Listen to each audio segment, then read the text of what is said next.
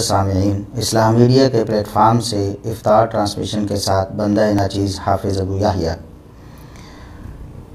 اللہ رب العزت تمام مسلمانوں کو رمضان مبارک کی ان بابرکت ساعتوں میں زیادہ سے زیادہ نیکیاں کرنے کی توفیق عطا فرمائے، اور رمضان مبارک کا جو مقصد ہے اور جو فلسفہ ہے اسے حاصل کرنے کی اللہ رب العزت توفیق دے۔ ایک بات جو میں افطار ٹرانسمیشن میں سب سے پہلے آپ کے سامنے کرنا چاہتا ہوں وہ یہ ہے کہ رمضان مبارک کے حوالے سے جہاں ہمیں خوشی ہے، جہاں ہمیں ایک فرحت ہے ہر مسلمان کو، ہر مومن کو، جہاں سعادت ملنے کی ایک مسرت ہے، وہیں ہر مسلمان کو ایک پریشانی بھی لاحق ہونی چاہیے۔ وہ یہ کہ رسول اللہ صلی اللہ علیہ وسلم نے فرمایا، جیسا کہ صحیح ابن خزیمہ وغیرہ میں اور الادب المفرد للبخاری وغیرہ میں یہ حدیث موجود ہے کہ آپ صلی اللہ علیہ وسلم ایک دن منبر پر چڑھنے لگے تو پہلی سیڑھی پر آپ صلی اللہ علیہ وسلم نے قدم رکھا تو آمین کہا، دوسری سیڑھی پر قدم رکھا تو آمین کہا، تیسری سیڑھی پر قدم رکھا تو آمین کہا۔ صحابہ کرام نے عرض کیا، اللہ کے رسول، پہلے تو آپ ایسا نہیں کرتے تھے، اس کی کیا وجہ ہے؟ تو آپ صلی اللہ علیہ وسلم نے فرمایا کہ اللہ رب العزت کے فرشتے نے دعا کی کہ یا اللہ، جو شخص رمضان مبارک کا مہینہ پالے لیکن اس مہینے کو اس طرح گزار دے کہ پورے مہینے میں اللہ رب العزت سے اپنے گناہوں کی مغفرت اور معافی حاصل نہ کر سکے تو اللہ رب العزت اسے تباہ و برباد کر دے، اسے ذلیل و رسوا کر دے۔ تو میں نے کہا آمین کہ اے اللہ، تو اس فرشتے کی دعا ضرور قبول فرما لے۔ تو یہ ہمارے لیے ایک پریشانی بھی ہے کہ کہیں خدا نخواستہ اللہ نہ کرے ایسا معاملہ بنے کہ رمضان مبارک گزر جائے ہماری زندگی سے، اس حال میں گزر جائے کہ ہم اپنے گناہوں کی معافی نہ حاصل کر سکیں۔ اللہ رب العزت ہمیں اپنے گناہوں کی معافی ضرور حاصل کرنے کی توفیق عطا فرمائے۔ تو ہم اس رمضان مبارک میں خصوصی طور پر صحابہ کرام رضوان اللہ علیہم اجمعین کے دفاع پر توجہ دیں گے، اور یہ ہمارا وعدہ بھی تھا اپنے سامعین اور ناظرین سے کہ ہم رمضان مبارک میں انشاءاللہ صحابہ کرام رضوان اللہ علیہم اجمعین پر لگائے گئے الزامات کو صاف کریں گے اور صحابہ کرام کے دفاع کا فریضہ سر انجام دیں گے۔ تو سر-دست جو ہمارا ٹاپک تھا، جو ہم نے طے کیا ہوا تھا، وہ تھا مولانا مودودی صاحب کی کتاب خلافت و ملوکیت۔ دیکھیں، اب بہت سارے لوگ وہ ناراض ہوں گے، بہت سے لوگ برہم ہوں گے کہ رمضان مبارک میں آپ نے کیا سلسلہ شروع کر دیا۔ تو دیکھیے، یہ اللہ رب العزت کے قرآن کا مطلوب و مقصود ہے، اور رسول اللہ صلی اللہ علیہ وسلم کے فرامین کا بھی مطلوب و مقصود ہے کہ صحابہ کرام رضوان اللہ علیہم اجمعین کی ہستیوں کا دفاع کیا جائے، اور ان پر جو بھی جھوٹ باندھا گیا ہے، جو بھی بہتان لگایا گیا ہے، اس کو صاف کیا جائے، اس کی صفائی دی جائے۔ دیکھیں، صحابہ کرام رضوان اللہ علیہم اجمعین اللہ رب العزت کے اولیاء تھے، اس میں تو کسی کو کوئی بھی شبہ نہیں۔ اگر صحابہ کرام اولیاء اللہ نہیں تو دنیا میں کوئی ولی نہیں۔ صحابہ کرام سب سے بڑھ کر اللہ رب العزت کے مقرب بندے تھے انبیاء و رسول کے بعد۔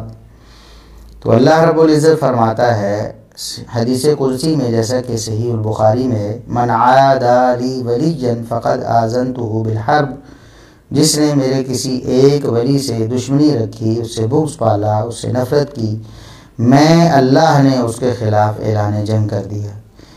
یہ رسول اللہ صلی اللہ علیہ وسلم نے اللہ رب العزت کا فرمان امت کو سنایا ہے۔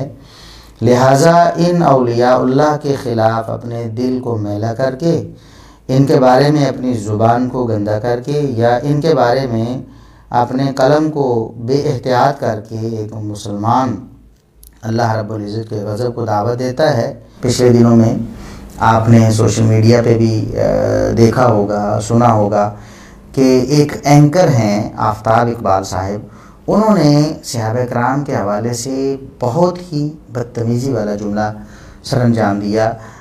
بعد میں جنہوں نے کمال دلیری سے اور جرأت سے اس کو اپنی حماقت قرار دیا، تو ہم کہتے ہیں یہ واقعی حماقت تھی۔ اللہ رب العزت جناب آفتاب اقبال صاحب کو ہدایت دے اور انہیں صحابہ کرام کا ادب نصیب فرمائے۔ انہوں نے غزوہ احد کے حوالے سے صحابہ کرام کے ایک عمل کو اس طرح پیش کیا کہ گویا کہ وہ سارے مسلمانوں کی بربادی کا سبب وہی عمل بنا ہے۔ کہتے ہیں کہ آج لوگ جو ہیں وہ دوسروں کے مال لوٹنے میں مشغول ہیں۔ کسی کا موبائل گرا نا، وہاں شو میں موبائل گرایا گیا اور پھر لوگوں کو دکھایا گیا کہ اس کے پیچھے ایک دوسرے کے اوپر گر رہے ہیں، تو اس کو فٹ کیا گیا کہ 73 سال سے نہیں بلکہ 1400 سال سے آپ نعوذ باللہ یہی کام کرتے آ رہے ہیں۔ تو صحابہ کرام کی طرف اشارہ کیا کہ غزوہ احد میں بھی تم نے یہی کیا تھا، نعوذ باللہ ثم نعوذ باللہ۔ تو صحابہ کرام کو اس سلسلے میں پیش کیا گیا کہ گویا وہ نعوذ باللہ دین کی بجائے دنیا کے حریص تھے، دنیا کے لالچی تھے۔ حالانکہ یہ بہت بڑی حماقت ہے، جیسا کہ خود جناب آفتاب اقبال صاحب نے اس بات کو تسلیم کیا کہ بہت بڑی حماقت تھی۔ کیسے حماقت نہیں کہ دیکھیں کہ صحابہ کرام مال غنیمت لوٹنے کے لیے گئے ہیں، تو بتائیں کیا مال غنیمت کوئی شخص لے کر اپنے جیب میں ڈال لیتا ہے؟ کیا مال غنیمت ایسی چیز ہے کہ جو کوئی پکڑ لے گا اس کا ہو جائے گا؟ ایسا تو نہیں ہوتا نا۔ مال غنیمت کو جمع کیا جاتا ہے، امیر کے پاس جمع کروایا جاتا ہے۔ نبی کریم صلی اللہ علیہ وسلم کے دور میں آپ صلی اللہ علیہ وسلم جس غزوے میں شریک ہوتے، صحابہ کرام جتنا بھی مال غنیمت ہوتا اسے اٹھا کر لا کر رسول اللہ صلی اللہ علیہ وسلم کی خدمت میں پیش کرتے۔ اس کے بعد پھر سارے مجاہدین میں وہ برابر تقسیم ہوتا تھا، یعنی مجاہدین جو پیدل ہیں، اکیلے اکیلے آئے ہیں، ان کا حصہ ملتا، جو سوار ہو کر آئے ہیں ان سب سواروں کو ایک حصہ ملتا۔ تو وہ حصہ تو ان کا برابر تھا۔ مال غنیمت لوٹنا اس کو بطور قضا یا بطور اعتراض تو تب کوئی ذکر کرے نا جب وہ مال غنیمت لے کر جیب میں ڈالنا ہو، جبکہ وہاں حقیقت بالکل برعکس ہے۔ وہ مال غنیمت بھی دین کی خدمت کے لیے اس کو جمع کر رہے ہیں کہ مال غنیمت کو لے کر جا کر رسول اللہ صلی اللہ علیہ وسلم کے قدموں میں ڈھیر کرنا ہے۔ یہ ان کا فریضہ تھا، جب جنگ ختم ہو جائے تو آپ نے مال غنیمت جمع کرنا ہے اور لا کر امیر کے سامنے پیش کرنا ہے، سپہ سالار اس کو پھر بعد میں تقسیم کرے گا۔ تو انہوں نے صحابہ کرام نے یہ سمجھا اجتہاداً کہ جنگ ختم ہو چکی ہے اور اب اگلا جو حکم ہے ہمیں، پہلے حکم یہ تھا کہ آپ نے یہاں ٹھہرنا ہے، یہ حکم تو جنگ کے لیے تھا، اب چونکہ جنگ ختم ہو چکی ہے اب اگلا حکم ہمارے لیے آ گیا کہ آپ مال غنیمت جمع کر کے نبی کریم صلی اللہ علیہ وسلم تک پہنچائیں۔ تو اس لیے انہوں نے مال غنیمت جمع کرنا شروع کر دیا، اس کو اس کانٹیکسٹ میں پیش کرنا کہ لوگ جو ہیں دوسروں کے مال لوٹنے میں مشغول ہیں اور 73 سال سے ملک کا بیڑا گرک کر رہے ہیں، اور پھر اسی طرح صحابہ کرام کی طرف اشارہ کر دینا نعوذ باللہ بہت بڑی توہین تھی۔ تو بہرحال جناب آفتاب اقبال صاحب نے بہت دلیری کا مظاہرہ کیا ہے، اور میں سمجھتا ہوں کئی لوگوں کی امیدوں پر پانی پھیر دیا انہوں نے۔ کئی لوگ تھے، ہم نے سوشل میڈیا پہ پڑھ لیا، ابھی آج ہی ہم دیکھ رہے تھے کہ وہ ایک جناب امجد صاحب ہیں رافضیہ سے جن کا تعلق ہے، تو انہوں نے بھی کہا کہ ہو بڑا برا ہو گیا جی، ایک مثال فلاں نے پیش آفتاب صاحب نے پیش کر دی تو ان کے لوگ خلاف ہو گئے، اور یہ وہ دیکھیں جناب آفتاب اقبال صاحب خود کہہ رہے ہیں کہ میری حماقت تھی، اور یہ جو لوگ ہیں احمق وہ اس حماقت کو سچ ثابت کرنے کی کوشش کر رہے ہیں اور اس کو صحیح ثابت کرنے کی کوشش کر رہے ہیں، اس کا دفاع کر رہے ہیں۔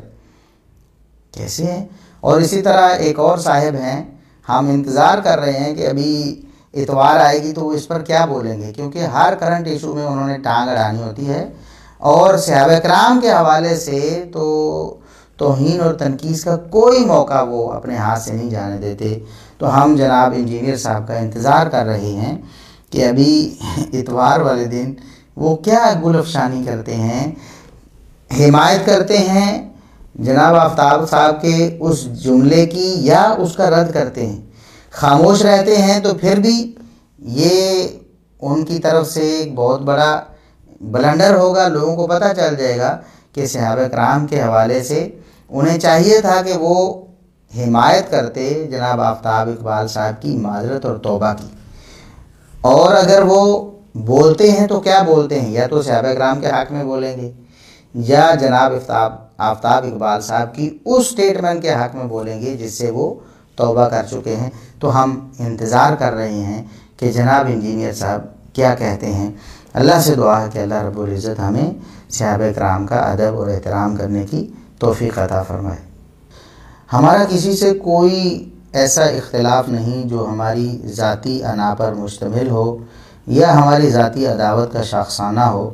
ہمیں اگر کسی سے اختلاف ہے تو وہ صرف اور صرف قرآن و سنت کی بنا پر اور صرف علمی اختلاف ہے۔ ہم کسی تشدد کے حامی نہیں ہیں، یہ بات ہم بہت دفعہ کہہ چکے ہیں، اور اللہ کے فضل و کرم سے ہمارا موٹو بھی یہی ہے، اور ہمارا جو لوگو ہے اس کے اندر ہم نے یہ بات لکھ رکھی ہے کہ اختلاف دلیل سے کریں، گولی یا گالی سے نہیں۔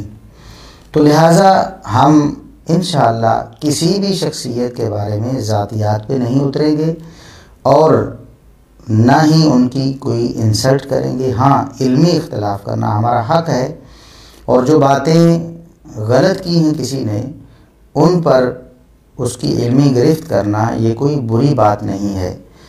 اور مولانا مودودی صاحب نے صحابہ کرام رضوان اللہ علیہم اجمعین کے بارے میں بہت ساری ایسی باتیں لکھی ہیں جو قابل اعتراض ہیں اور جن پر گرفت ہونی چاہیے۔ تو وہ سمجھتے تھے کہ صحابہ کرام پر بھی اعتراض کیا جا سکتا ہے، ان کے خلاف بھی بولا جا سکتا ہے، ان کے خلاف بھی لکھا جا سکتا ہے۔ حالانکہ صحابہ کرام رضوان اللہ علیہم اجمعین کا سٹیٹس یہ نہیں کہ 14ویں صدی کا کوئی بندہ کھڑا ہو اور ان کو کٹہرے میں کھڑا کرے اور ان کی عدالت لگائے اور بتائے کہ یہ اس نے ایسے کیوں کیا، اس کو ایسے نہیں کرنا چاہیے تھا، اور پھر اس انداز میں کہ ان کی توہین یا تنقیص کا پہلو نکلے، اور پھر باتیں بھی ایسی جو کہ ان کی طرف جھوٹی منسوب کی گئی، تاریخ کے کوڑے دان سے جھوٹی روایات نکال کر صحابہ کرام پر فٹ کرنا اور ان سے ان کی ذات کو اور ان کی صفات کو لوگوں کے سامنے بیان کرنا، جو نقشہ وہ جھوٹی روایات پیش کرتی ہوں وہی لوگوں کے ذہنوں میں ڈالنا، یہ ایک بہت بڑا مسئلہ ہے۔ ہم اس میں خاموش نہیں رہ سکتے۔ ہاں، مولانا مودودی صاحب کی ذات کے حوالے سے اگر کوئی نازیبہ بات ہماری زبان سے ادا ہو تو ضرور ہمیں اطلاع دی جائے، ضرور ہماری گرفت کی جائے کہ آپ نے مولانا مودودی صاحب سے زیادتی کی ہے۔ لیکن اگر ہم مولانا مودودی صاحب کی علمی غلطی بیان کریں، وہ تو صحابہ کرام کو مستثنا نہیں سمجھتے، تو کوئی انہیں ماننے والا کیسے مولانا مودودی صاحب کو مستثنا سمجھ لیتا ہے کہ ان پر کوئی بات نہ کی جائے، ان کے موقف کو غلط نہ کہا جائے یا ان کی تحریر کا محاسبہ نہ کیا جائے؟ یہ کیسے ممکن ہے، اور کوئی شخص کیسے یہ سوچ سکتا ہے، اور کیسے اس کی گنجائش نکل سکتی ہے؟ تو ہم شروع کرتے ہیں۔ سب سے پہلے تو جو بنیادی بات ہے جس کو بنیاد بنا کر مولانا مودودی صاحب نے سیدنا عثمان بن عفان رضی اللہ عنہ، سیدنا معاویہ بن ابی سفیان رضی اللہ عنہ، سیدنا عمر بن عاص رضی اللہ عنہ، اسی طرح سیدنا مغیرہ بن شعبہ رضی اللہ عنہ اور دیگر، سیدنا ابو موسیٰ اشعری رضی اللہ عنہ اور دیگر صحابہ کرام کو قابل اعتراض ٹھہرایا ہے اور کہا ہے کہ ان پر بجا اعتراض ہوتا ہے۔ تو وہ جو بنیاد ہے وہ ہے خلافت و ملوکیت۔ انہوں نے اپنی کتاب کا نام بھی یہی رکھا کہ خلافت و ملوکیت۔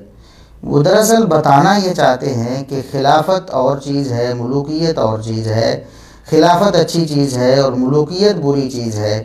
خلافت مطلوب و مقصود ہے اور جو ملوکیت ہے وہ مکروہ و مبغوض ہے، جبکہ حقیقت میں ایسا بالکل نہیں ہے۔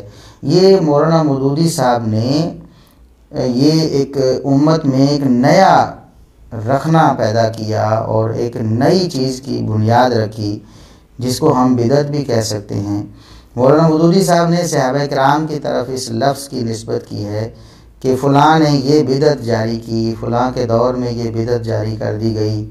تو یہ الفاظ صحابہ کرام کے بارے میں بولے جاتے ہیں مودودی صاحب کی طرف سے، لیکن ہم پھر بھی جھجکتے ہیں، ہمیں شرم آتی ہے کہ مولانا مودودی صاحب کے بارے میں بھی ہم یہ الفاظ استعمال کریں کہ مولانا مودودی صاحب نے یہ بدعت جاری کی کہ امت میں خلافت و ملوکیت کو بالمقابل کھڑا کر کے ایک کو اچھا سراپا خیر اور دوسرے کو سراپا شر بنا کر پیش کیا۔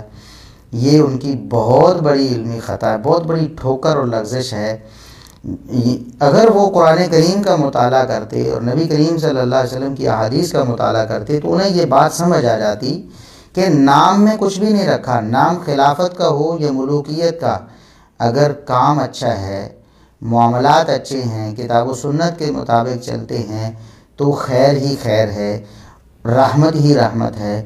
اور اگر کام برے ہیں، اگر طریقہ نظام برا ہے، پھر اس کا نام چاہے کچھ بھی رکھا جائے، خلافت ہی رکھ لیا جائے، تو وہ شر ہی شر ہے، وہ بری ہے۔ اور یہ بات قرآن کریم میں بھی مذکور ہے، نبی کریم صلی اللہ علیہ وسلم کی احادیث میں بھی مذکور ہے۔ ہم آپ کے سامنے قرآن کریم کی کچھ آیات پیش کرتے ہیں جن میں بادشاہت کو، ملک کو، ملوکیت کو اچھا کہا گیا ہے اور انبیاء کی طرف اس کی نسبت کی گئی ہے، نیک لوگوں کی طرف اس کی نسبت کی گئی ہے۔ اگر یہ کوئی بری چیز ہوتی فی نفسی ہی کہ ملوکیت ہوتی ہی بری ہے تو پھر اللہ رب العزت قرآن کریم میں انبیاء کے لیے اس کا استعمال نہ فرماتا، اس کو بطور تعریف ذکر نہ کرتا۔ سب سے پہلے تو ہم سورہ آل عمران کی آیت نمبر 26 وہ آپ کے سامنے پیش کرتے ہیں کہ اللہ رب العزت نے فرمایا قُلِ اللَّهُمَّ مَالِكَ الْمُلْكِ تُؤْتِي الْمُلْكَ مَنْ تَشَاءُ وَتَنْزِعُ الْمُلْكَ مِمَّنْ تَشَاءُ وَتُعِزُّ مَنْ تَشَاءُ وَتُذِلُّ مَنْ تَشَاءُ بِيَدِكَ الْخَيْرُ إِنَّكَ عَلَى كُلِّ شَيْءٍ قَدِيرٌ۔ اللہ رب العزت نے یہ دعا سکھائی کہ اے اللہ تو بادشاہت کا مالک ہے، تو مالک الملک ہے، جس کو چاہے تو بادشاہت دے دیتا ہے اور جس سے چاہے تو بادشاہت چھین لیتا ہے، جس کو چاہے تو عزت دیتا ہے، جس کو چاہے تو ذلت سے ہمکنار کر دیتا ہے۔ تیرے ہاتھ میں ساری خیر ہے اور بلا شبہ تو ہر چیز پر قادر ہے۔ یہاں ملک یعنی بادشاہت جس کو ملوکیت کہتے ہیں، مولانا مودودی صاحب، خلافت و ملوکیت، تو اللہ رب العزت فرماتا ہے اللہ ہی ملوکیت اور ملک اور بادشاہت کا مالک ہے۔ اللہ جسے چاہے ملک دیتا ہے، ملوکیت اور بادشاہت دیتا ہے، جسے چاہے چھین لیتا ہے۔ اور اللہ رب العزت نے نبیوں کے لیے اس لفظ کا انتخاب کیا کہ انہیں جو دی گئی وہ بادشاہت تھی، نبیوں کو جو ملی تھی وہ بادشاہت تھی۔ سورہ بقرہ کی آیت نمبر 247 اگر آپ پڑھیں، وَقَالَ لَهُمْ نَبِيُّهُمْ إِنَّ اللَّهَ قَدْ بَعَثَ لَكُمْ طَالُوتَ مَلِكًا۔ نبیوں نے انہیں کہا، امتوں سے کہا کہ اللہ رب العزت نے تمہارے پاس طالوت علیہ السلام کو بادشاہ بنا کر بھیجا ہے، منتخب کیا ہے کہ وہ تمہارے بادشاہ ہیں۔ انہوں نے آگے سے کہا کہ اس کو بادشاہت کیسے مل سکتی ہے، ہم اس سے زیادہ بادشاہت کے مستحق ہیں، حقدار ہیں، اس کے پاس تو زیادہ مال بھی نہیں ہے، ہم بڑے بڑے مالدار ہیں۔ تو اللہ رب العزت کے حکم سے نبیوں نے کہا ان اللہ اصطفاہ علیکم وزادہ بسطۃ فی العلم والجسم، اللہ رب العزت نے اسے منتخب فرما لیا ہے اور علم اور جسم میں علم اور جسم میں اللہ رب العزت نے انہیں ایک فضل اور انہیں ایک خصوصیت عطا کی ہے، تم سے زیادہ علم بھی ہے، تم سے مضبوط جسم بھی ہے۔ واللہ یؤتی ملکہ من یشاء، اللہ رب العزت اپنی بادشاہت، اپنی ملک جسے چاہے اللہ رب العزت عطا فرماتا ہے۔ واللہ واسع علیم۔ تو یہ آیت بھی انبیاء کے بارے میں یہ لفظ استعمال کرنا، طالوت علیہ السلام کے بارے میں یہ لفظ استعمال کرنا، اس کو یہ جائز قرار دیتی ہے، مستحسن قرار دیتی ہے۔ اگر یہ بادشاہت، یہ ملک، ملوکیت بری چیز ہوتی، اللہ رب العزت اپنے نبیوں کی طرف تو قطعاً اس کا انتساب نہ کرتا۔ اسی طرح اگلی آیت 248 نمبر میں اللہ رب العزت نے فرمایا وَقَالَ لَهُمْ نَبِيُّهُمْ إِنَّ آیَةَ مُلْكِهِ، اس کی بادشاہت کی علامت کیا ہوگی؟ وہ یہ ہوگی أَن يَأْتِيَكُمُ التَّابُوتُ، تمہارے پاس ایک تابوت آئے گا۔ تو ملک، بادشاہت، ملوکیت بری چیز نہیں ہے۔ قرآن کریم میں اللہ رب العزت اسے بطور اعزاز ذکر کرتا ہے، واللہ یؤتی ملکہ من یشاء، اللہ اپنا یہ ملک جو ہے، اپنی ملوکیت، یہ شرف جسے چاہتا ہے اسے عطا فرما دیتا ہے۔ اور اسی طرح اللہ رب العزت نے سورۃ البقرہ کی آیت نمبر 251 میں یہ ارشاد فرمایا، فَهَزَمُوهُمْ بِإِذْنِ اللَّهِ وَقَتَلَ دَاوُودُ جَالُوتَ وَآتَاهُ اللَّهُ الْمُلْكَ وَالْحِكْمَةَ وَعَلَّمَهُ مِمَّا يَشَاءُ کہ اللہ رب العزت نے انہیں ملک اور حکمت عطا فرمائی، اور اللہ رب العزت نے انہیں جو چاہا انہیں سکھایا۔ تو ملک اللہ رب العزت نے عطا فرمائی، ملوکیت اللہ رب العزت کی عطا ہے۔ یہ سورہ بقرہ ہے۔ سورہ یوسف کو اگر ہم پڑھیں تو آیت نمبر 101 میں، 101 نمبر آیت میں اللہ رب العزت نے یوسف علیہ السلام کی دعا کا ذکر کیا ہے کہ انہوں نے اپنے رب کا شکر ادا کرتے ہوئے یہ دعا کی، رب قد آتیتنی من الملک وعلمتنی من تأویل الاحادیث کہ اے رب تو نے مجھے بادشاہت میں سے ایک حصہ عطا فرمایا ہے، ملوکیت کا ایک حصہ عطا فرمایا ہے۔ تو یہ اللہ رب العزت نے انبیاء کے لیے لفظ استعمال کیا، ملک اور ملوکیت کا، بادشاہت کا۔ اگر یہ لفظ برا ہوتا، قطعاً اللہ رب العزت اس برے لفظ کو، اگر یہ برا ہوتا تو انبیاء کے لیے اور اپنے نیک بندوں کے لیے کبھی بطور اعزاز استعمال نہ فرماتا۔ اللہ رب العزت نے اس کو بطور اعزاز استعمال فرمایا ہے اپنے نبیوں کے لیے اور اپنے نیک بندوں کے لیے۔ اب ہم حدیث کی طرف آتے ہیں۔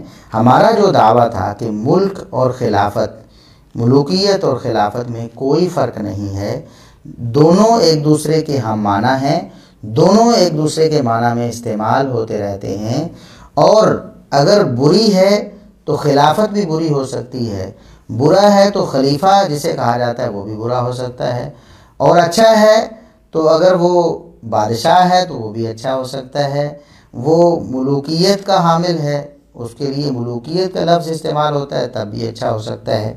اس کے لیے ہم آپ کو ایک حدیث سناتے ہیں جو صحیح ابن حبان میں 6658 نمبر پہ ہے، 6658 نمبر پہ۔ سیدنا ابو ہریرہ رضی اللہ عنہ راوی ہیں کہ رسول اللہ صلی اللہ علیہ وسلم نے فرمایا، سیکون من بعدی خلفاء، میرے بعد خلیفہ ہوں گے، خلفاء ہوں گے، کئی خلفاء ایسے ہوں گے، یعملون بما یعلمون، وہ اپنے علم کے مطابق عمل کرتے ہوں گے، یعنی جو قرآن و سنت کا علم ان کے پاس ہے اس پر عمل کرتے ہوں گے، وَيَفْعَلُونَ مَا يُؤْمَرُونَ، اور جو انہیں حکم دیا گیا اس کو وہ بجا لاتے ہوں گے، یعنی اللہ کے احکامات پر عمل کرتے ہوں گے۔ وَسَيَكُونُ مِن بَعْدِهِمْ خُلَفَاءُ، اور ان کے بعد کچھ ایسے خلفاء ہوں گے، یعملون ما لا یعلمون، کہ اب بغیر علم کے عمل کرتے ہوں گے، جہالت پر مبنی افعال سر انجام دیتے ہوں گے، وَيَفْعَلُونَ مَا لَا يُؤْمَرُونَ، اور جس چیز کا اللہ رب العزت کی طرف سے حکم نہیں دیا جاتا وہ کرتے ہوں گے، یعنی کہ گناہ کے کاموں میں ملوث ہوں گے۔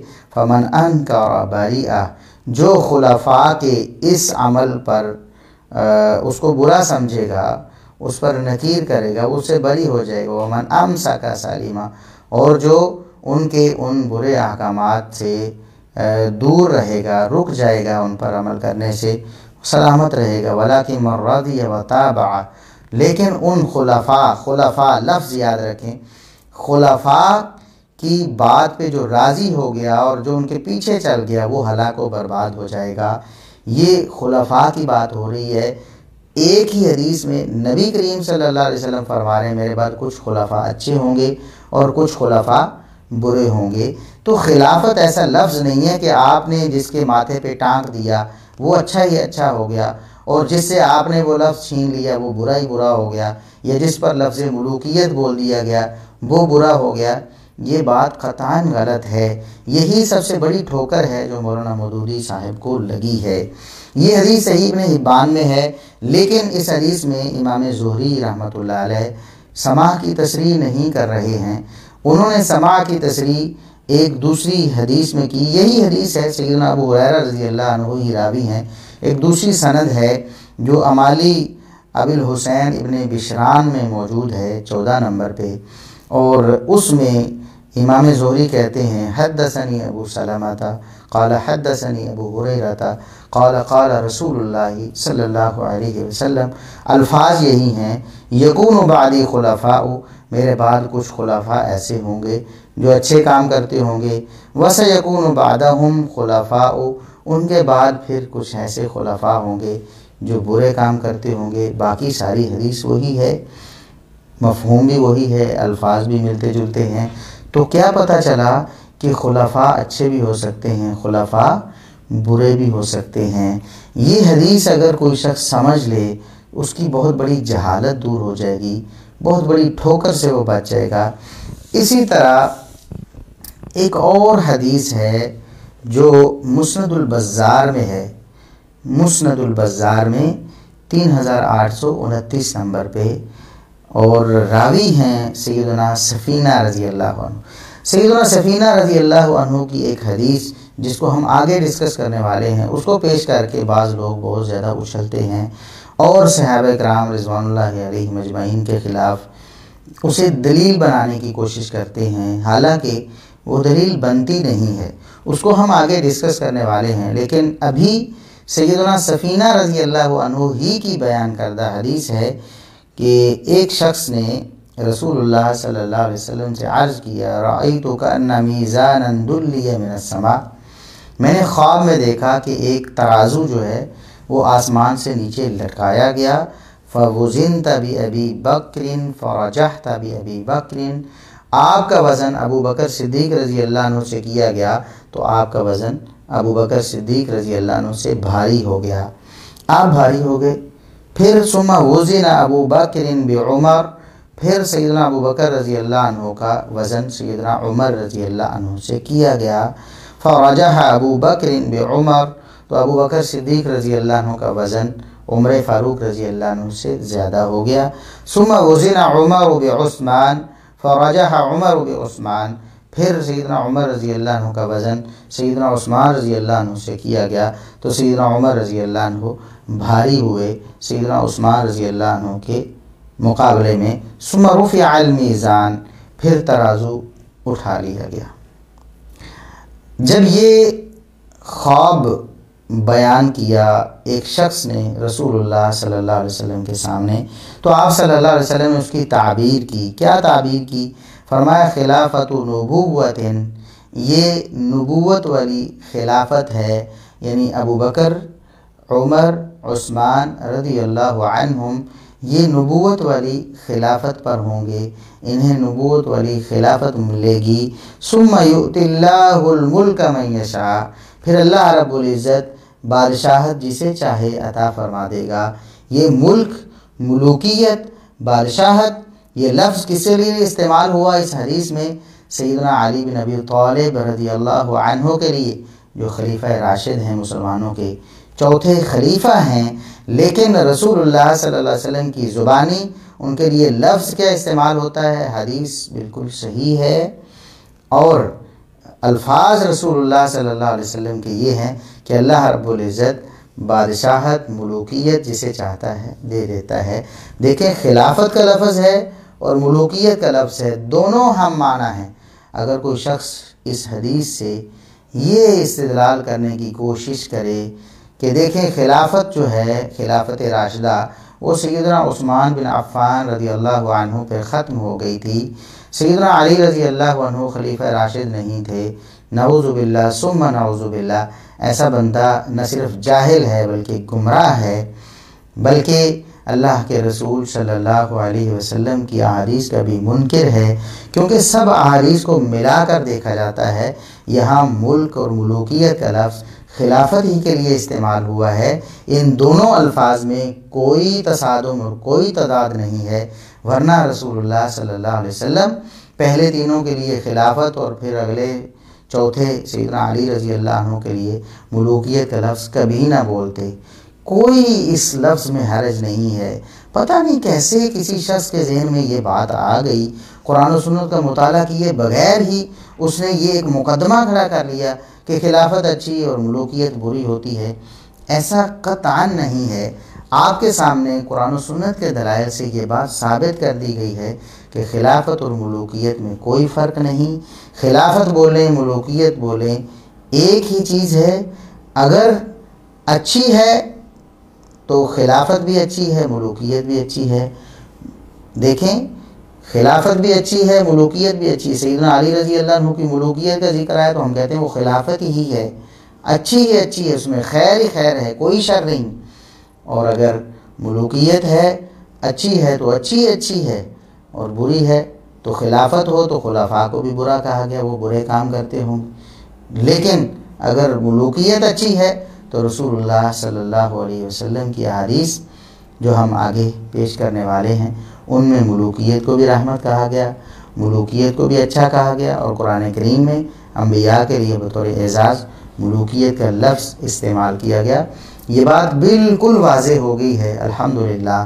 اور جو متعصب لوگ ہیں اپنے تعصب کی پٹی کو ہٹا کر دیکھیں گے اور سماعت فرمائیں گے تو انشاءاللہ ضرور بھی ضرور انہیں یہ بات معلوم ہو جائے گی کہ یہ جو خانہ ساز فرق تھا، یہ جو ایک بدعی فرق تھا خلافت و ملوکیت میں کہ ایک کو سراپا خیر دوسرے کو سراپا شر کہنا، یہ بالکل غلط ہے.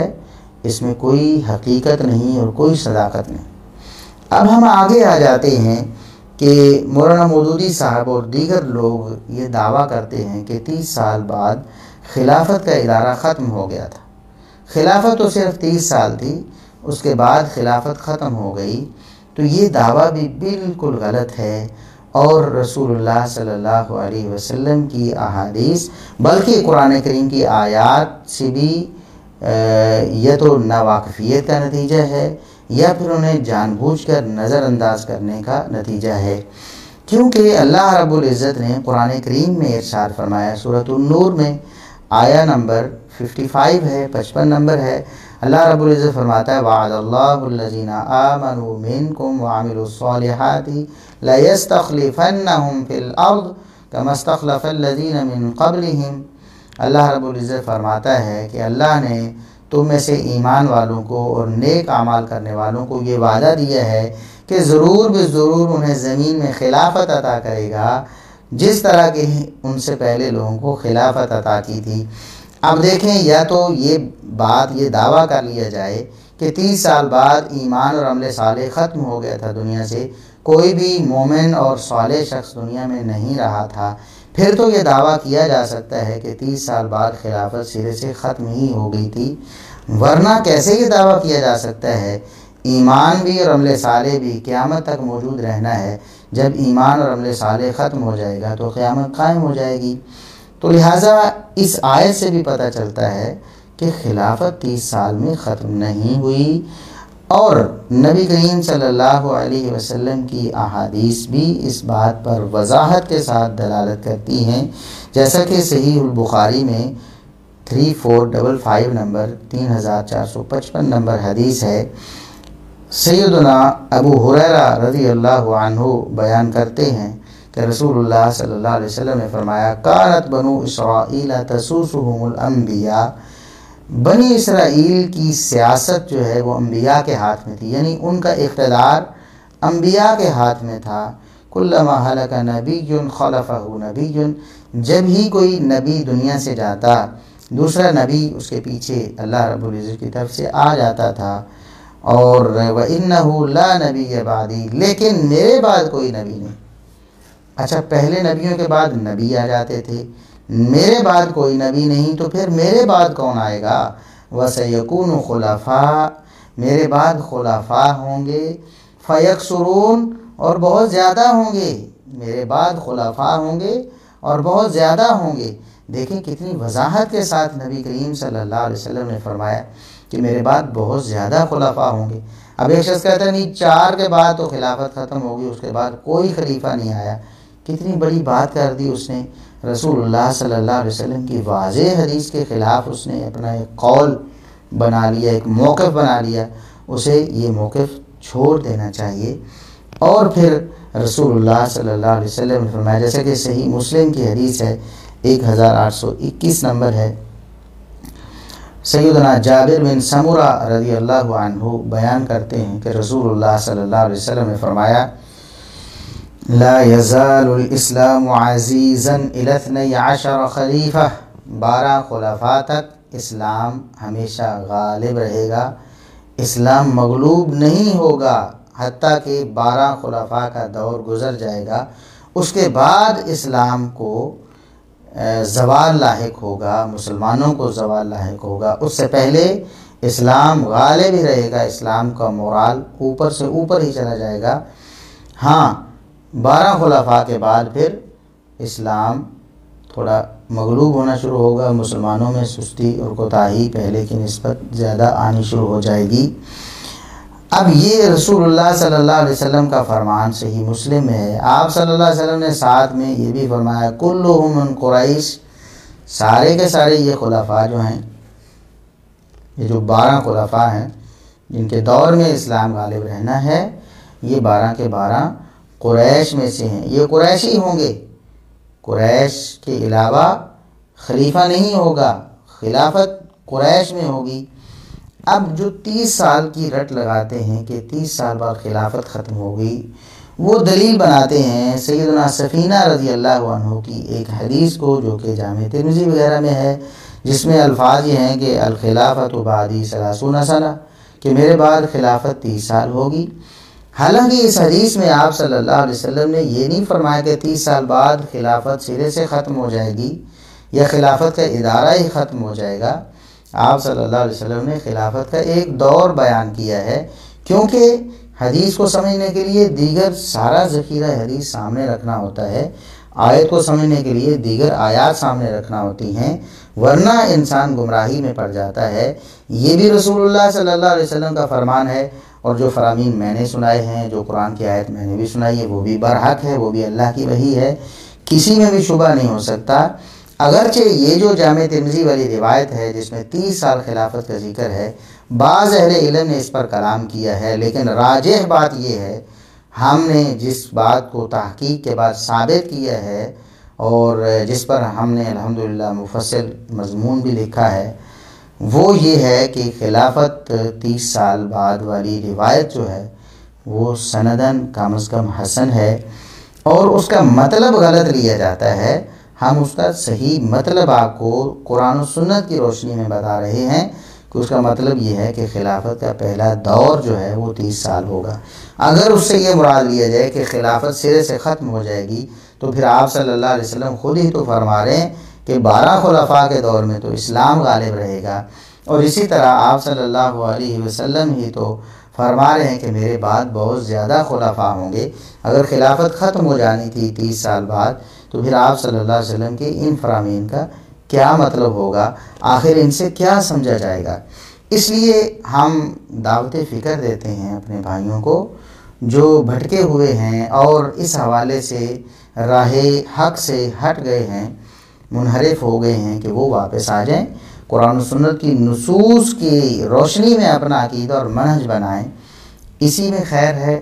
ورنہ گمراہی انسان کو آہستہ آہستہ اور زیادہ گمراہی کی طرف لے کے جاتی ہے۔ ایک گمراہی پہ انسان چلا جاتا ہے تو وہاں ثابت قدم نہیں رہتا، بلکہ اگلی گمراہی میں، پھر اگلی گمراہی میں واقع ہوتا چلا جاتا ہے۔ تو لہٰذا یہ جو کہتے ہیں کہ خلافت 30 سال بعد ختم ہوگی اور سیدنا معاویہ رضی اللہ عنہ کا دور جو ہے وہ خلافت سے باہر کر دیتے ہیں، تو یہ نبی کریم صلی اللہ علیہ وسلم کے فرامین کے ہی خلاف ہے۔ اگر آج کوئی شخص کہہ دیتا ہے کہ خلافت کے لیے کوشش کرنی چاہیے، کیوں کرنی چاہیے بھی؟ 30 سال بعد تو خلافت ختم ہو گئی ہے، تو کس خلافت کے لیے کوشش کرنی ہے؟ خلافت تو ختم ہو گئی۔ اب سیدنا معاویہ کے رضی اللہ عنہ کے لیے تو ختم کر دیتے ہیں خلافت، کہ 30 سال بعد خلافت ختم ہو گئی، اپنے لیے کہتے ہیں ہم خلافت کے لیے جدوجہد کر رہے ہیں۔ اور ابھی یہ کل کی بات ہے خلافت عثمانیہ آپ کی، تو وہ خلافت، اس کو بھی تو آپ خلافت کہتے ہیں، کون سی خلافت تھی بھائی؟ اگر خلافت 30 سال بعد ختم ہو گئی تو پھر اسی طرح سیدنا امام عمر بن عبدالعزیز رحمہ اللہ تعالیٰ کو بھی یہ ہمارے جو بھائی ہیں، جو لوگ ہیں، جو سیدنا معاویہ رضی اللہ عنہ کو خلیفہ راشد نہیں مانتے، وہ سیدنا عمر بن عبدالعزیز رحمہ اللہ تعالیٰ ان کو خلیفہ راشد مانتے ہیں، بلکہ ان کو خلیفہ لکھتے ہیں۔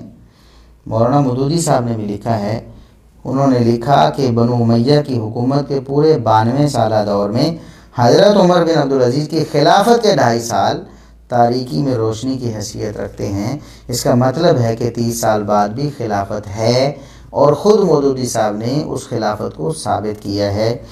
اسی طرح ہم یہاں ایک مزے کی بات بتاتے ہیں کہ مولانا مودودی صاحب نے کچھ شرطیں بنائی ہیں کہ خلافت کے لیے یہ شرطیں ہیں، جو اس طریقے سے آئے گا وہ خلیفہ ہوگا، اور جو اس طریقے سے نہیں آئے گا اس کو وہ کہتے ہیں کہ میں خلیفہ نہیں مانتا، اس کو خلیفہ نہیں ماننا چاہیے۔ آپ دیکھیں طریقہ جو خلافت کا کیا ہے۔ عمر بن عبدالعزیز رحمہ اللہ تعالیٰ کی خلافت کا طریقہ خود مولانا مودودی صاحب نے بیان کیا ہے۔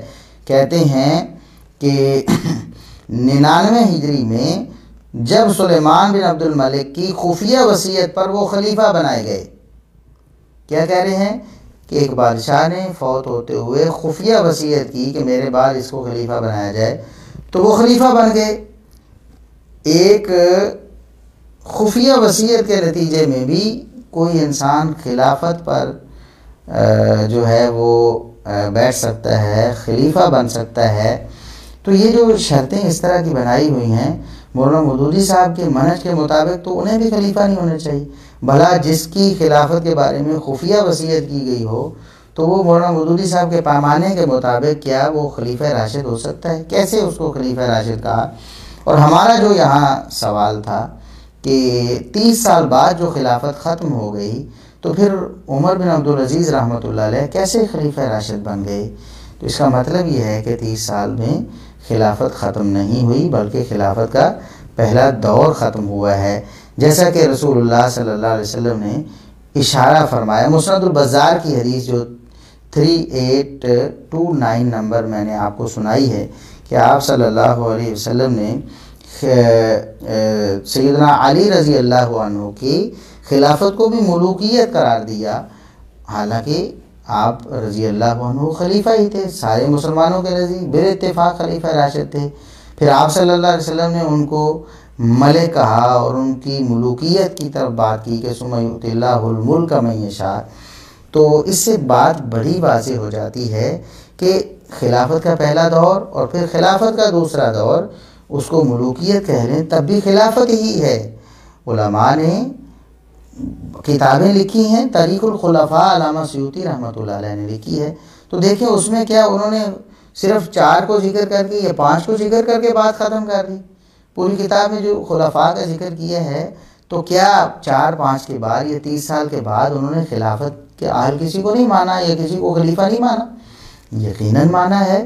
تو قرآن و حدیث سے بھی اور امت کے تعامل سے بھی اور اسلاف امت سے بھی یہی بات ثابت ہوتی ہے کہ خلافت 30 سال کے بعد بھی تھی، خلافت ختم نہیں ہوئی 30 سال میں۔ اور اسی طرح یہ جو مولانا مودودی صاحب نے دیکھیں کہ جب 30 سال بعد خلافت ختم ہو گئی تھی پھر بھی سیدنا عمر بن عبدالعزیز رحمۃ اللہ علیہ کو خلیفہ مان لیا، لیکن سیدنا معاویہ بن ابی سفیان رضی اللہ عنہما کی خلافت کا انکار کر دیا، کہتے ہیں میں انہیں خلیفہ نہیں مانتا۔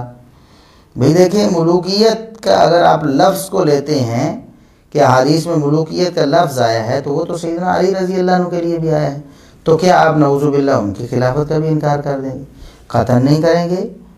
ٹھیک ہے، تو یہ بات الحمدللہ ہم نے واضح کر دی ہے۔ اور ایک اور چیز جس کی طرف ہم آپ کی توجہ دلانا چاہتے ہیں کہ مولانا مودودی صاحب خود دو رخی کا شکار رہے ہیں خلافت کے حوالے سے۔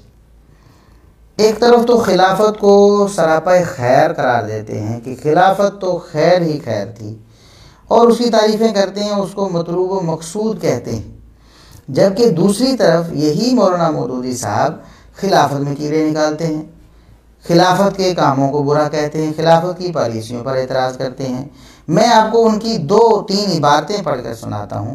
پہلی عبارت جو انہوں نے خلافت راشدہ کے حق میں لکھی وہ کیا ہے؟ وہ یہ ہے کہ خلافت راشدہ کا یہ دور ایک روشنی کا مینار تھا جس کی طرف بعد کے تمام ادوار میں فقہاء و محدثین اور عام دیندار مسلمان ہمیشہ دیکھتے رہے۔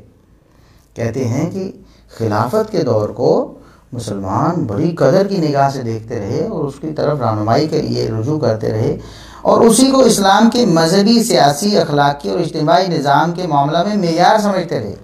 یعنی بعد والے مسلمانوں کے لیے یہ خلافت معیار رہی ہے، اس کو دیکھ دیکھ کے وہ اپنا جو ہے قبلہ درست کرتے تھے، اپنی سمت جو ہے وہ متعین کرتے تھے خلافت راشدہ کو دیکھ کر۔ تو خلافت راشدہ ایک معیاری چیز تھی اور ایک خیر ہی خیر تھی۔ لیکن اسی کتاب میں اگلے صفحات میں مودودی صاحب نے لکھ دیا، لیکن ان کے بعد یعنی ابو بکر و عمر رضی اللہ عنہما کے بعد جب حضرت عثمان جانشین ہوئے تو رفتہ رفتہ وہ اس پالیسی سے ہٹتے چلے گئے۔ یعنی جو پالیسی قرآن و سنت کی روح سے ابو بکر و عمر رضی اللہ عنہما نے اپنائی تھی، وہ خدا نخواستہ نعوذ باللہ سیدنا عثمان رضی اللہ عنہ نے وہ پالیسی چھوڑ دی اور قرآن و سنت کی مخالفت کی، نعوذ باللہ۔ یہ الفاظ میں بطور نتیجہ اور بطور منطقی جو نتیجہ ہے وہ بیان کر رہا ہوں۔ کوئی یہ نہ کہے کہ میں کوئی مولانا مودودی صاحب کی کتاب میں اپنی طرف سے الفاظ ڈال رہا ہوں۔ ان کے الفاظ یہ ہیں کہ ابو بکر عمر رضی اللہ عنہ کے بعد جب حضرت عثمان رضی اللہ عنہ جانشین ہوئے تو رفتہ رفتہ اس پالیسی سے ہٹتے چلے گئے۔ انہوں نے پے در پے اپنے رشتہ داروں کو بڑے بڑے اہم عہدے عطا کیے اور ان کے ساتھ دوسری ایسی رعایات کیں جو عام طور پر لوگوں میں ہدف اعتراض بن کے رہیں۔ اب یہ باتیں تو ہم نے آگے جا کر انشاءاللہ ڈسکس کرنی ہیں اور ان جھوٹی روایات کو آپ کے سامنے پیش کرنا ہے اور فیصلہ آپ کے ایمان سے کروانا ہے کہ کیا ایسے جھوٹے لوگوں کی ایسی جھوٹی اور مردود روایات کو سیدنا عثمان بن عفان رضی اللہ عنہ جیسے جلیل القدر صحابی، خلیفہ راشد، نبی کریم صلی اللہ علیہ وسلم کے دوہرے داماد اور جنتی صحابی کے بارے میں ان کو ان جھوٹی روایات کو لے لینا اور ان کا مقام و مرتبہ ان روایات کی روشنی میں طے کرنا اور ان کا طرز عمل اور ان کا طرز سیاست ان جھوٹی روایات کی بنا پر لوگوں کے سامنے پیش کرنا، کیا یہ انصاف ہے؟ یہ ہم فیصلہ آپ سے کروائیں گے۔ ابھی ہم اس بات کو یہاں چھوڑتے ہیں، صرف بتانے کا مقصد یہ ہے کہ یہی خلافت تھی جس کو کہہ رہے تھے کہ مسلمانوں کے لیے، فقہاء و محدثین کے لیے ہمیشہ معیار رہی ہے۔ کیا معیار ہے اس میں آپ خود ہی کیڑے نکال رہے ہیں، آپ خود ہی اس کو ایسا ثابت کر رہے ہیں کہ وہ قرآن و سنت کی پالیسی سے ہٹی ہوئی تھی۔ سیدنا عثمان رضی اللہ عنہ کی جو خلافت تھی، نعوذ باللہ ثم نعوذ باللہ، اور پہلے کہتے ہیں کہ مسلمان ہمیشہ اس کو مذہبی، سیاسی، اخلاقی اور اجتماعی نظام میں معیار سمجھتے تھے، اور یہاں کہہ رہے ہیں کہ مسلمان معترض تھے سیدنا عثمان بن عفان رضی اللہ عنہ کی خلافت پر۔ اور اس سے بھی آگے وہ لکھتے ہیں کہ یہ تھے وہ وجوہ جن کی بنا پر حضرت عثمان رضی اللہ عنہ کی یہ پالیسی لوگوں کے لیے اور بھی زیادہ بے اطمینانی کا موجب بن گئی تھی۔ یعنی لوگ تو اطمینان ان کا ختم ہو گیا تھا، بھئی جس کو وہ معیار سمجھتے ہیں آپ کے بقول، اسی پہ وہ مطمئن نہیں ہے تو کون سا معیار سمجھتے ہیں؟ خلافت کو آپ ایک طرف کہتے ہیں خلافت اچھی ہوتی ہے، خلافت سراپا خیر ہوتی، دوسری طرف کہہ رہے ہیں کہ خرابیاں بھی خلافت میں ہی آ گئیں، خلافت برباد بھی خلافت میں ہی ہوگی، اور اپنوں کو نوازا جانے لگا، یعنی دوسرے لفظوں میں کرپشن کی گئی اور اپنوں کے حق میں ایسی رعایتیں کی گئیں جو نہیں کرنی چاہیے تھیں۔ یہ کام بھی آپ کہہ رہے ہیں خلافت میں ہوئی، تو کون سا معیار بنائیے؟ حالانکہ یہ سب باتیں جھوٹ پر مبنی ہیں انشاءاللہ، جیسے ہم آگے بیان کرنے والے ہیں، لیکن ہم یہاں یہ بتانا چاہتے ہیں کہ خلافت کے حوالے سے خود مولانا مودودی صاحب جو ہیں وہ دو رخی اور دوگلی پالیسی کا شکار رہے ہیں۔ اب دیکھیں وہ لکھتے ہیں کہ حضرت عثمان رضی اللہ عنہ کی پالیسی کا یہ پہلو بلا شبہ غلط تھا، اور غلط کام بہرحال غلط ہے، خواہ وہ کسی نے بھی کیا ہو۔ اب جب مسلمانوں نے سیدنا عثمان رضی اللہ عنہ کا دفاع کیا کہ ان پر اعتراضات بے جا ہیں، غلط ہیں، وہ درست نہیں ہیں، تو مولانا مودودی صاحب پھر پیغام کیا دیتے ہیں مسلمانوں کو؟ کہتے ہیں کہ اس کو خواہ کی سخن سازیوں سے صحیح ثابت کرنے کی کوشش کرنا نہ عقل و انصاف کا تقاضا ہے اور نہ ہی دین کا یہ مطالبہ ہے کہ کسی صحابی کی غلطی کو نہ مانا جائے۔ دیکھیں صحابہ کرام معصوم عن الخطا نہیں تھے، لیکن کیا ان کے معصوم نہ ہونے سے کسی کو یہ حق مل جاتا ہے کہ وہ ہر جھوٹ کو ان کی طرف منسوب کرتا رہے اور جھوٹے الزامات ان پر دہراتا رہے؟ کیا یہ درست ہے؟ سیدنا علی رضی اللہ عنہ پر کیا کوئی شخص جھوٹی روایات کی بنا پر ان کے بارے میں بھی کوئی بات کر سکتا ہے، یا ایسا فیصلہ کر سکتا ہے، یا ایسا کوئی رخ ان کی شخصیت کا متعین کر سکتا ہے؟ نہیں، بالکل نہیں۔ تو پھر سیدنا عثمان رضی اللہ عنہ کے بارے میں یہ چیز مودودی صاحب نے کیوں اپنائی، یہ ہمارا سوال ہے۔ وہ کہتے ہیں کہ اب ان کا کوئی دفاع بھی نہ کرے، دفاع کرے گا تو کہتے ہیں خام خواہ کی سخن سازی ہوگی اور پھر غلط کو صحیح کہنے کی ناکام کوشش ہوگی۔ حالانکہ سیدنا عثمان رضی اللہ عنہ کی پالیسیاں بالکل خلافت راشدہ کے اصولوں کے عین مطابق تھیں، کوئی مسلمان ان پر معترض نہیں تھے۔ وہ تو باغیوں کا ایک ٹولہ تھا جن کا کام ہی انتشار پیدا کرنا تھا، اور انہوں نے اپنا وہ کام سر انجام دیا، جس کی پاداش میں سیدنا عثمان بن عفان رضی اللہ عنہ شہید ہو گئے۔ اور اس حوالے سے ہم پورا ایک لیکچر دے چکے ہیں شہادت عثمان رضی اللہ عنہ پر، کہ نبی کریم صلی اللہ علیہ وسلم کی بشارتیں کیسے کیسے سیدنا عثمان رضی اللہ عنہ کی شہادت کے حوالے سے پوری ہوئیں۔ ان کی شہادت کو بطور اعزاز ذکر کیا گیا، اور ان کی شہادت کو ان لوگوں کا قصور قرار دیا گیا جن لوگوں نے یہ بدبختی کی تھی۔ سیدنا عثمان رضی اللہ عنہ کو قصور قرار نہیں دیا گیا، جبکہ مولانا مودودی صاحب اور ان کے جو ماننے والے اسحاق جھالوی فیصل آبادی صاحب اور اسی طرح مرزا محمد علی انجینئر صاحب، وہ سارے کے سارے کہتے ہیں کہ سیدنا عثمان رضی اللہ عنہ کی شہادت ان کے اپنے نعوذ باللہ غلط کارناموں کا نتیجہ تھیں، اس کی وجہ سے ان کو شہید کیا گیا، نعوذ باللہ ثم نعوذ باللہ۔ تو بہرحال یہ باتیں تو ہم آگے بیان کریں گے کہ یہ ساری جھوٹی داستانیں ہیں جن کی بنا پر یہ باتیں کی گئیں، لیکن آخر مودودی صاحب کو یہ سوچنا چاہیے تھا کہ جس خلافت کی وہ تعریفیں کرتے ہیں، جس کو آئیڈیل قرار دیتے ہیں، اور جس کے لیے وہ کہتے ہیں کوشش اور محنت ہونی چاہیے، اور جس کے لیے وہ کہتے ہیں کہ میں اپنا لکھتا ہوں یا لکھ رہا ہوں اس کے غم میں، خلافت کے غم میں، اسی خلافت کے خلاف تو خود انہوں نے سارا کچھ کیا ہے۔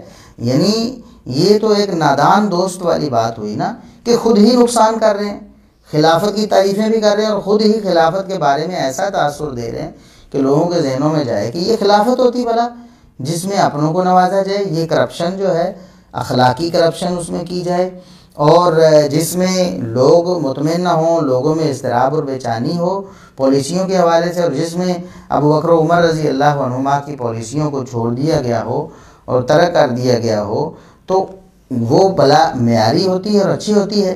تو یہ ایک تضاد تھا مولانا مودودی صاحب کا جو ہم نے آپ کے سامنے رکھ دیا ہے۔ اس کے بعد ایک بات جو عام طور پر معروف ہے، کاٹ کھانے والی بادشاہت، ظالم بادشاہت، ظالم بادشاہ، ملوکیت بہت بری ہوتی ہے، اس کی ایک دلیل ان کے پاس ایسی آ گئی ہے کہ بس جس کے خلاف وہ سننے کے لیے کچھ بھی تیار۔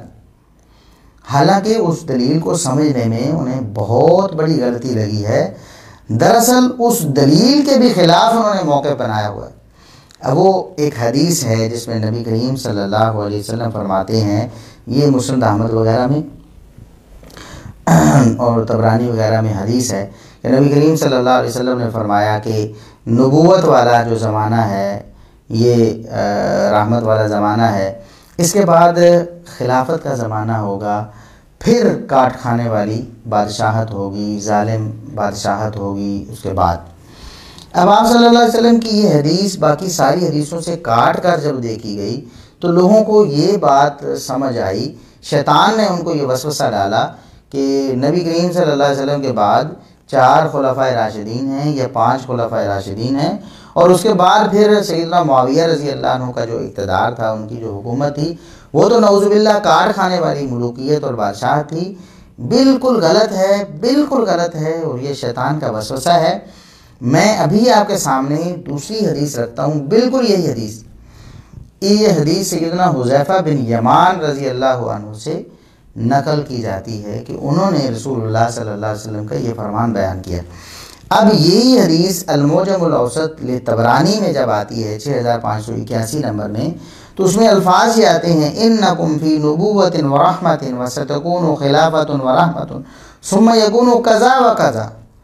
آپ صلی اللہ علیہ وسلم نے فرمایا کہ ابھی تم رحمت والی نبوت میں ہو، یعنی میں تمہارے پاس موجود ہوں، میرا دور رحمت والا ہے، وستکون خلافۃ ورحمۃ، اور پھر ان قریب یہ معاملہ، یہ حکومت جو ہے رحمت والی خلافت میں چلی جائے گی، ثم یکون کذا و کذا، پھر ایسا ایسا ایسا ہوگا، ثم یکون ملکا عزوزا، پھر اس ایسے دور کے بعد کاٹ کھانے والی بادشاہت ہوگی۔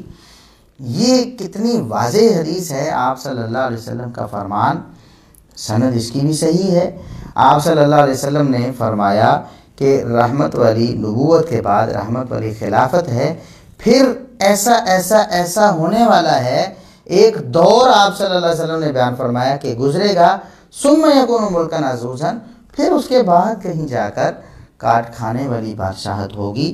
اور اس کی مزید تفصیل المعجم الکبیر للطبرانی میں 11138 1138 نمبر حدیث میں سیدنا عبداللہ ابن عباس رضی اللہ عنہما راوی ہیں، وہ بیان کرتے ہیں کہ رسول اللہ صلی اللہ علیہ وسلم نے فرمایا کہ ابھی جو زمانہ ہے نبوت رحمت والی ہے، ثم یکون خلافتا و رحمتا، پھر اس کے بعد رحمت والی خلافت ہوگی، ثم یکون ملکا و رحمتا، رحمت والی خلافت کے بعد رحمت والی ملوکیت، رحمت والی بادشاہت ہوگی، ثم یکون امارتا و رحمتا، پھر اس کے بعد رحمت والی امارت ہوگی، ثم یکون ملکا عزوزا، پھر اس کے بعد کاٹ کھانے والی اور ظالم بادشاہت ہوگی۔